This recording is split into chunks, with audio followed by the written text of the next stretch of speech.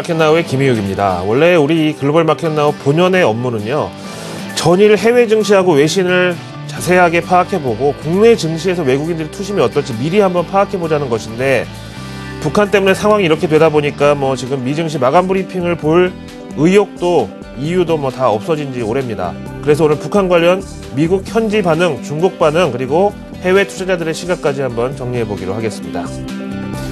갤럽 연구소라고 많이 들어보셨죠? 미국 현지 갤럽의 서베이 결과를 함께 보시죠.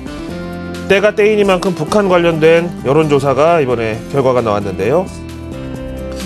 제목에 보시는 대로 북한이 만약에 남한을, 대한민국을 공격한다면은 미국에서 도와줄 필요가 있다라는 제목이 나왔습니다.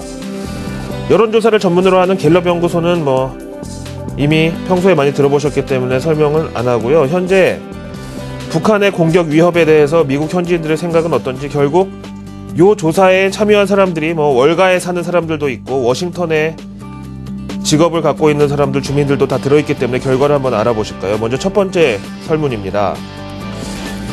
먼저 북한이 남한을 공격한다면 미국이 동맹국으로서 군사적인 행동에 조인해야 된다고 생각하느냐라는 질문에 당연하다가 55%, 예상대로 과반을 넘었고요. 그럴 필요 없다가 34%, 그리고 모르겠다가 10%로 나타났습니다. 글쎄요, 굳이 끼어들 필요는 없다라는 34%의 사람들이 야속하다기보다는요, 오바마 대통령이 아프간전도 끝내고 이제 미국은 공격보다 평화 유지의 임무에 집중하겠다는 의지 표명이 이미 있어 왔는데도 불구하고 오히려 55%의 사람들은 미국이 또 다른 전쟁을 불사하더라도 대한민국을 도와주자는 목소리가 이게 더 의미 있었다, 좀 고맙다라고 봐야 되겠죠. 그 다음 질문에서는요, 앞으로 6개월 이내에 북한이 진짜로 한국이나 미국을 공격할 것으로 보느냐라는 질문에 43%는 이번에는 진짜 북한이 뭐라도 좀 군사적인 액션에 나설 것 같다라고 답을 했고요. 44%가 그렇지 않다고 본다. 진짜 1%포인트 차로 아닐 것이다, 또 엄포에 그칠 것이다 라고 보는 사람이 더 많았고요. 13%는 역시 모르겠다, 진짜 모르겠다, 이런 대답이 나와 있습니다. 미국 현지 언론에 이 내용들이 계속 다 보도가 지금 되고 있고요. 우리나라에서도 좀 있으면 받았을 텐데요. 갤럽 연구소의 통계 자료에 대한 의미는 과연 무엇이냐면요, 북한이 이런 리스크가 현실에서 일어날 가능성은 아직까지 그렇게 크지는 않다. 하지만 어떤 상황이든 미국이 한국을 도와줄 것은 대의 명분이 확실하다, 이렇게 보는 거죠. 자, 그럼 미국만큼이나 또 북한의 의사결정에 중요한 영향을 미치는 나라가 하나 있는데요. 중국입니다. 신화통신 한번 보시죠. 시진핑이 공식 석상에 자리를 드러낸 것은 오랜만인데요. 중국 하이난 섬에서 열리는 보아오 포럼에 집권 후 첫 등장한 시진핑 주석은 개회사에서 연설을 했는데요.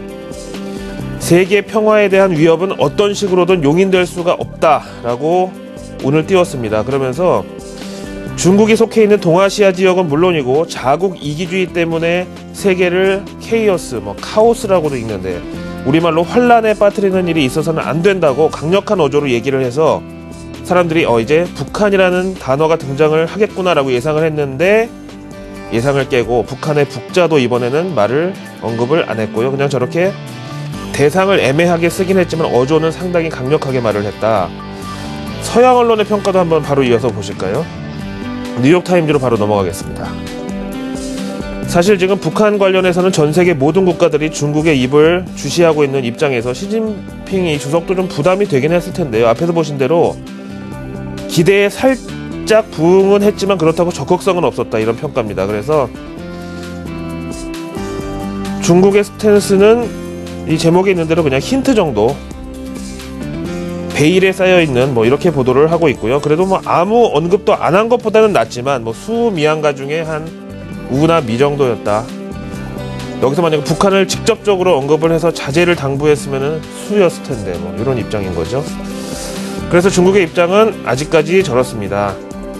향후로 조금 더 밀어놓은 것으로 일단 파악이 되고 있죠. 자, 시진핑 주석의 연설 내용에서 자제를 당부하는, 하지만 대상은 빠져있는, 그렇지만 또 어조는 강력한, 이렇게 이 트리플 재료에 대해서 한번 살펴보셨고요. 자, 이러저러한 이 상황에서 투자 관점에 북한 이 리스크를 보는 게 중요한데요. 배런스지 함께 보실까요? 자, 지금 보시는 대로 코리아 익스포저라는 표현이 등장을 했습니다. 원래는 익스포저가 노출이란 뜻이고요. 그래서 노출 비중이라고 말할 수 있지만은 주로 유로존 부채 위기 때 국채든 뭐 회사채든 해당 국가 주식이든 그 나라 관련 자산이 얼마나 되느냐, 그리고 또 이걸 얼만큼의 리스크로 보고 대손 충당금을 쌓아야 되냐, 이런 차원에서 쓰는 금융권 용어인데요. 그런 표현이 저렇게 코리아 익스포저로 우리가 참 익스포저의 대상이 될 줄이야 참 몰랐죠. 아무튼 투자 전문지 배런지에서는 북한이 만에 하나 이상한 행동을 한다면 영향을 받을 사람은 보시다시피 everybody, 누가 자유로울 수 있겠냐. 일본도 중국도 미국도 유럽도 결국은 다 피해가 간다. 하지만 그래도 굳이 알고 싶다면은 글로벌 10대 자산운용사의 한국 관련 자산들을 체크해 보겠다라고 자료를 여기 올렸습니다. 너무 작아가지고요. 표로 준비해봤는데 함께 보실까요? 전체 운용자산 가운데 프랭클린 템플턴과 뱅가드가 금액이 가장 크긴 하지만 뱅가드의 경우는 전체 운용자산 가운데 한국 채권 주식 그리고 원화 이런 한국 관련 자산이 0.8%에 불과합니다. 그 다음 장에 보시면은요, 금액은 점점 줄어들고 있고요. T. 로 프라이스, 이튼 벤스, 레그 메이슨, 인베스코 같은 역시 글로벌 우량 운용사들의 한국 관련 자산은 쭉 저렇게 나와 있고 비중이 1%가 안 됩니다. 물론 여기에 가장 큰 비중은 미국, 유럽 주식 뭐 이런 걸 테고요. 동아시아 관련 자산들도 있겠는데 그 중에서도 한국 주식이 저렇게 크지 않은 상황. 뭐 이 회사들이 우량이고 뭐 워낙에 운용 규모가 커서 그렇다고 볼 수도 있겠지만은 다음 페이지 보시면은 토탈 총 이들의 한국 관련 자산이 106조 5천억 원 정도 되고요. 역시 평균 비중이 0.8%입니다. 그래서 다시 본문으로 오시면은요, 각종 아시아 펀드, 뭐 아이쉐어든 MSCI든 뭐 S&P 펀드든 뭐 그다음에 엑스제팬, 그러니까 일본을 제외한 동아시아 펀드든 이머징 마켓 펀드든 거의 모든 펀드에서 한국 관련 자산은 어떤 펀드든 안 들어있는 곳은 없다. 반드시 들어있는데 그렇다고 비중이 상대적으로 크지도 않다는 점에서 최근 북한 리스크로 인해서 글로벌 탑 10 안에 드는 외국인 투자자 중에서도 가치 투자자 내지는 순종 투자자들이 우리 증시를 아예 떠나버리는, 아예 한국 주식을 엑소더스가 나타나는 이런 기우에 대해서 현실적으로는 전혀 그렇지 않다는 자료들이 이렇게 올라와 있는 거죠. 자, 이제 서서히 정신을 차리고 국내 증시 오늘장 개장 상황에 집중을 해볼 텐데요. 지난주 금요일 미국의 고용지표 나왔습니다. 여기에 대해서 한번 간단하게 살펴보실까요? 미 정부 공식 고용보고서 노동통계청이 발표한 자료고요. 3월분입니다. 매월 첫째 주 금요일에 발표됐기 때문에 이번은 4월 첫째 주 금요일날 3월 결과가 나왔고요.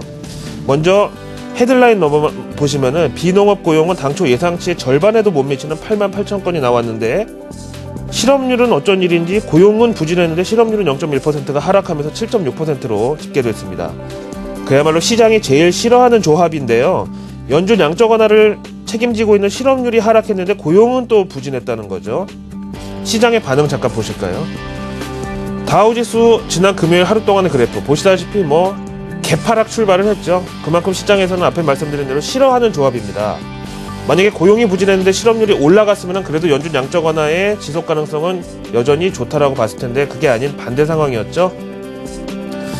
그래서 저렇게 1차적인 반응은 당연히 에이 짜증난다 뭐 내지는 이중악재다 뭐 이런 반응이고요. 실업률이 내려가서 연준 양적 완화 종료는 한 발 또 가까워졌는데 실제 고용 경기는 그 반대로 악화됐다는 거죠. 다시 설명과 함께 그래프 보시면은요, 다우지수가 저렇게 한 1% 넘게 급락한 다음에 점점 상승이 나타나고 있는데요. 다우지수 일중 그래프에서는요, 미증시 후반 들어가면서 낙폭을 거의 다 만회를 하고 있습니다. 비록 그래도 마이너스 0.2%긴 하지만은 고용지표의 이런 이중악재 강도에 비하면은 상당히 선방했다고 보여지고요. 아마도 미증시 30분만 더 연장됐으면은 분명히 상승 반전에 성공해서 플러스권 마감도 가능했을 겁니다. 다시 고용지표로 넘어와서 설명을 드리면은요, 이번 결과 역시 다른 경제지표 3월분과 비슷하게 시퀘스터로 인한 일시적인 부진이 반영이 된 거고요. 보시는 대로 실업률 하락도 구직 참여자 비율이 전월 63.5%에서 63.3%로 한 달 만에 0.2% 줄어든 데 기인하니까 오는 4월 구직 참여자 비율이 다시 증가를 하면은 이게 뭐 실업률이 올라가든 고용이 늘어나든 어쨌든 시장에 유리한 영향을 줄 것이라는 점이 긍정적이고, 이제 시장에서도 이런 디테일을 좀 인식하게 되면서 앞에서 보신 대로 저가 매수에 의한 본격적인 반등이 나타나기 시작을 했다는 거죠. 자, 마지막으로 MSCI 한국 지수를 보시겠습니다. 요즘 참 이거 보는 게 괴롭습니다. 지난 금요일 우리 증시 급락을 후반영했다고 볼 수도 있지만 어쨌든 1.93% 큰 폭의 하락이고요. 55.77로 56선까지 하회를 했습니다. 이 수준은 지난 2012년 한 7월 말 8월 정도 부진했던 수준인데 1900대 미만까지 외국인들은 마침내 각오를 하고 있는 상황이고요. 외국인의 저가 매수, 물론 아름다운 표현이지만은 외국인은 지금에서 그럴 생각이 전혀 없고 1900이 깨지면 그때 정도에나 감안을 해볼까 말까 한 투심까지 지금 내려와 있는 눈높이를 볼 수가 있습니다. 자, 글로벌 마켓 나우 월요일 순서 김희욱이었습니다.